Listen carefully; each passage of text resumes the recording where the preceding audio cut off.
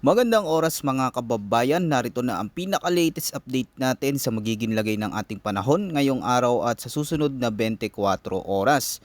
Bumagal ang galaw ni Super Typhoon Francisco habang nananatili sa may extreme northern Luzon at patuloy na nagdadala ng masungit na panahon sa Hilagang Silangan. Bukod dito, may isa pang bagong bagyo na kasunod agad at sinasabi ng mga datos na malakas din ito at posibleng pumasok sa par sa mga susunod na araw. Para naman lagi kang updated sa lagay ng ating panahon, i-click mo lang ang subscribe button. Sa pinakabagong datos, ang sentro ng bagyo ay nakita sa layon 290 kilometers hilagang silangan ng Itbay at Batanes. Taglay pa rin nito ang maximum sustained winds na 150 kilometers per hour malapit sa sentro, may pagbugso hanggang 180 kilometers per hour at central pressure na 1,000 hectopascals. Sa ngayon, kumikilos ito pakanluran sa bilis na 10 kilometers per hour at dahil sa lawak ng sirkulasyon nito, ang strong to typhoon force winds ay umaabot palabas hanggang 400 kilometers mula sa gitna. Kaya kahit papalayo na ang sentro, nananatili pa ring malakas ang bagyo at maaari mo pa ring maramdaman ang malakas na bugso ng ulan at hampas ng hangin, lalo na sa mga lugar na direktang nakaharap sa Hilagang Silangan. Samantala, may nakataas na tropical cyclone wind signal number 1 sa Batanes, northeastern portion ng Cagayan, gayon din sa may Babuyan Islands. Ito ay dahil sa banta ng strong winds, ang lakas ng hangin dito ay nasa range na 39 hanggang 61 kilometers per hour na maaaring magdulot ng minimal hanggang minor threat sa buhay at ari-arian. Meaning, ang mga lugar na ito ang pinakadirektang tinatamaan ng malalakas na bugso ng hangin, lalo na sa mga area na malapit sa baybayin at dagat na lantad sa malalakas na ulan at hangin. Ngayon, dumako muna tayo sa heavy rainfall outlook na inilabas ng Pag-asa na dapat bantayan dahil sa pinagsamang epekto ng Tropical Cyclone Francisco at sa pinalalakas nitong habagat. Ngayong araw para sa Batanes, Cagayan, Zambales, gayon din sa may Bataan, Occidental Mindoro, Palawan at sa may Antique, inaasahang makakaranas ng malalakas na pag-ulan na maaring umabot sa 50 hanggang 100 millimeters.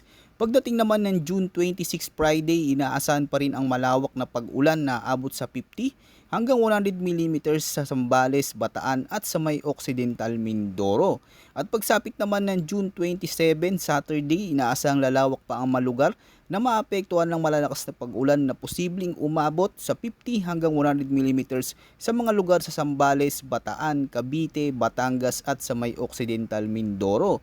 Mahalagang tandaan na maaaring mas mataas pa sa forecast ang aktual na dami ng ulan sa mga bulubundukin at matataas na lugar dahil sa mas mabilis na pagbuo ng ulan sa mga bahaging ito. Maaari ring lumala ang epekto ng pagbaha at pagguho ng lupa sa mga lugar na nakaranas na ng sunod-sunod na pag-ulan nitong mga nakalipas na araw. Ngayon, pag-usapan naman natin ang forecast weather condition ngayong araw. Unahin natin ang Batanes at Babuyan Islands kung saan inaasahan ng mga pag-ulan na may kasamang malalakas na pabugso-bugsong hangin dahil pa rin sa impluensya ni Typhoon Francisco. Sa bahaging ito ng Northern Luzon, mas direktang nararamdaman ang epekto ng bagyo. Inaasahan ng katamtaman hanggang minsan ay malalakas na pag-ulan na maaring magdulot ng pagbaha at pagguho ng lupa, lalo na sa mga lugar na bulubundukin at mababang komunidad. Kasabay nito nanatili rin ang banta ng malalakas na hangin na maaring magdulot ng minimal hanggang minor na pinsala sa ilang istruktura, pananim at mga gawaing pandagat. Dahil isla ang karamihan sa mga lugar na ito, mabilis ding magbago ang lagay ng panahon. Maaring makaranas ng bigla ang paglakas ng hangin at panandali ang matitinding pag-ulan habang nanatiling malapit si Francisco sa hilagang bahagi ng bansa bago tuluyang kumilos pa hilaga at palayo sa ating area of responsibility.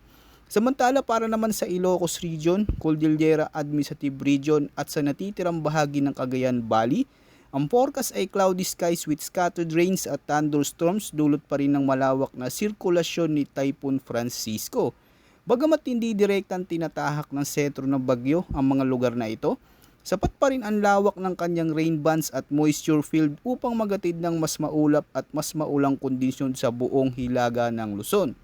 Sa Ilocos Region, asahan ang mga pag-ulang maaaring pabalik-balik sa loob ng maghapon.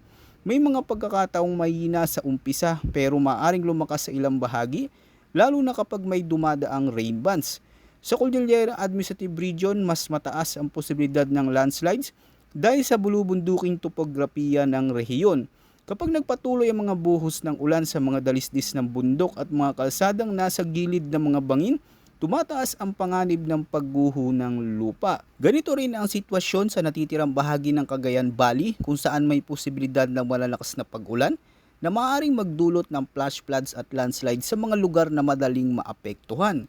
Para naman sa mga residente sa Metro Manila, Central Luzon, Calabarzon, Mimaropa, Bicol Region, Western Visayas at Negros Island Region, ang inaasang lagay ng panahon dito ay cloudy to cloudy skies na may scattered rains at thunderstorm dulot ng pinalalakas na southwest monsoon o habagat. Bagamat unti-unti nang lalayo si Typhoon Francisco, patuloy naman nitong hinihila at pinapalakas ang habagat. Dahil dito mas maraming moisture ang pumapasok mula sa timog kanluran na nagdudulot ng mas maulap at mas madalas ang pag-ulan sa malawak na bahagi ng kanluran. Sa Metro Manila, maaaring magsimula ang araw na makulimlim na susundan ng bigla ang pag-ulan pagsapit ng hapon at gabi. Sa ganitong senaryo, may mga pagkakataong titigil ang ulan ngunit maaari ring sundan ito ng panibagong thunderstorm na magdadala ng panibagong malalakas na buhos. Sa Central Luzon, lalo na sa mga flood-prone areas at mababang lugar, mahalagang bantayan ang paulit-ulit na pag-ulan dahil mabilis na naiipon ang tubig kapag sinabayan ng mahinang drainage at mga naunang pag-ulan.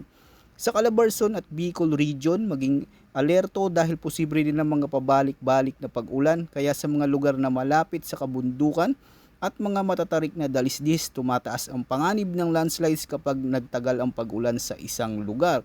Samantala sa Mimaropa, Western Visayas at Negros Island Region, mas ramdam ang epekto ng habagat dahil direktang nakaharap ang maraming isla at baybaying lugar. Dahil dito inaasahan ng maulap na kalangitan sa malaking bahagi ng araw na may mga pag-ulang paminsan-minsang lumalakas at maaring samahan ng pagkulog at pagkidlat. Ngayon, dumao naman tayo sa latest track at intensity outlook ni Francisco. Mahalagang tandaan na ang mga lugar na nasa labas ng forecast confidence cone ay posible pa ring makaranas ng malalakas na pag-ulan, pabugso-bugsong hangin at iba pang panganib maging ang mga lugar na wala sa mismong forecast track. Bukod dito, maaari pa ring magkaroon ng bahagyang pagbabago sa tatahaking landas ng bagyo habang patuloy itong gumagalaw. Batay sa pinakabagong forecast track, si Francisco ay inaasang magpapatuloy sa direksyon pahilaga sa loob ng susunod na 24 oras.